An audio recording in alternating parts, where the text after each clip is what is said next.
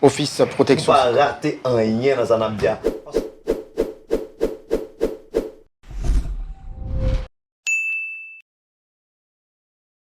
C'est avec un immense plaisir, gratitude et humilité que j'accepte aujourd'hui de prendre les rênes du ministère à la condition féminine et aux droits de la femme.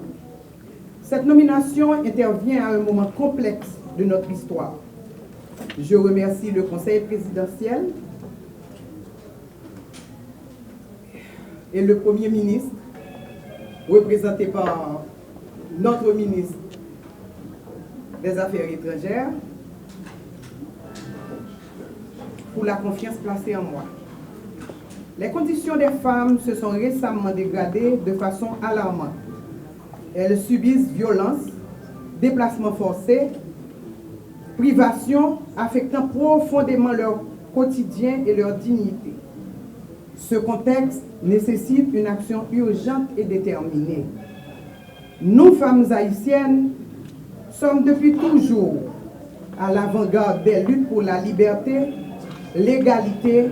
Malgré les progrès réalisés, nous devons admettre que beaucoup reste à faire pour la mise en œuvre effective des conventions internationales sur les droits des femmes que notre pays a ratifiées. Je tiens à saluer les efforts des organisations de femmes et des précédentes ministres, notamment Madame Laureus, pour leur contribution significative. Mon rôle sera de consolider ces acquis et d'intensifier le plaidoyer auprès des institutions publiques pour qu'elles intègrent les droits des femmes dans leur politique et budget. Ma méthode de travail sera basée sur la communication constante et l'ouverture. Ouvert pour tout le monde. Nous ne pouvons pas capoter je suis ministre du gouvernement, je suis ancien ministre, je suis toute organisation femme. Moi là, je parle écoute nous. C'est clair pour nous. Nous ne pouvons pas capoter nous. Ensemble, nous relèverons les défis de la promotion de l'égalité des sexes, de la lutte contre la violence et de l'autonomisation des femmes. Je m'engage solennellement à être la principale porte-parole des revendications de femmes au sein du gouvernement. Je travaillerai sans relâche pour améliorer la situation des femmes de notre pays en vue de construire un avenir respectueux et digne pour tous. En outre, il est fondamental d'approfondir la réflexion pour renforcer et transformer notre ministère.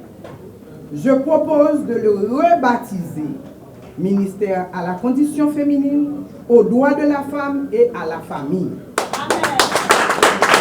Plusieurs raisons justifient cette transformation.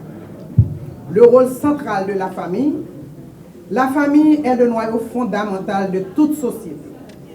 En Haïti comme ailleurs, elle joue un rôle crucial dans l'éducation des enfants, la transmission des valeurs culturelles et morales et le soutien émotionnel des individus. En élargissant ce champ d'action du ministère pour inclure la famille, on reconnaît l'importance de ce premier lieu de socialisation et d'apprentissage.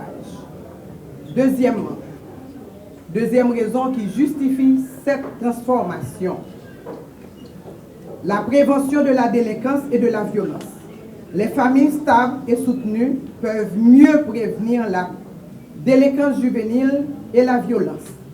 En intégrant les questions sociales dans le ministère, on pourrait développer des programmes de soutien aux parents, des conseils familiaux et de sensibilisation aux droits et aux responsabilités des membres de la famille, ce qui contribuerait à coup sûr à réduire la délinquance et à promouvoir la cohésion sociale.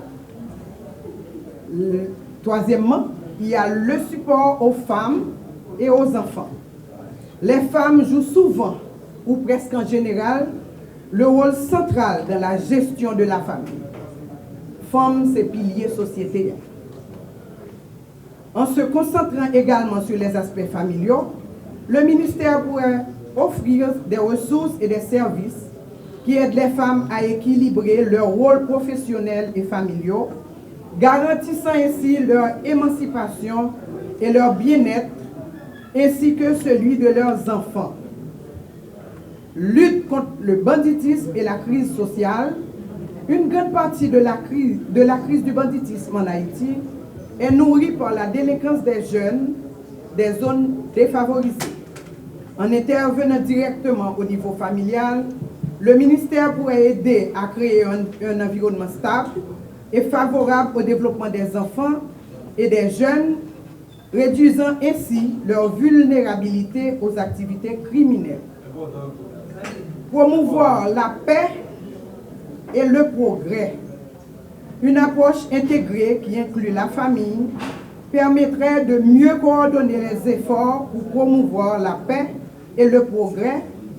En renforçant les familles, on renforce les communautés et donc la nation entière. Une politique familiale robuste soutient non seulement par les droits des femmes, mais aussi ceux des enfants et des autres membres de la famille, favorisant ainsi une société plus équilibrée et harmonieuse. Sixièmement, c'est la cohésion sociale. La famille est souvent le lieu où se construisent les premières relations sociales.